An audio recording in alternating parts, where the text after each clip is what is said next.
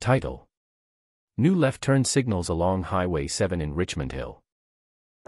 Filming location: Highway 7 at Red Maple Road in Richmond Hill, York Region, Ontario, Canada.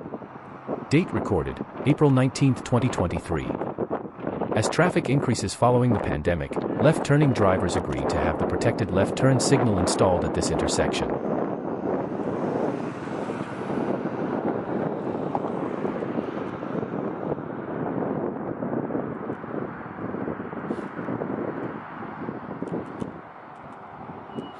Both lights go green.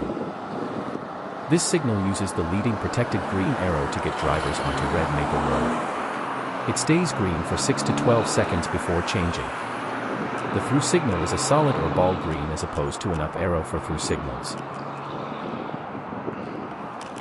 End of video. Producer: TTC 4300. Date: signals upgraded. Spring 2023. What do you think? Leave a comment down below and be sure to give it a like or dislike. Thanks for watching.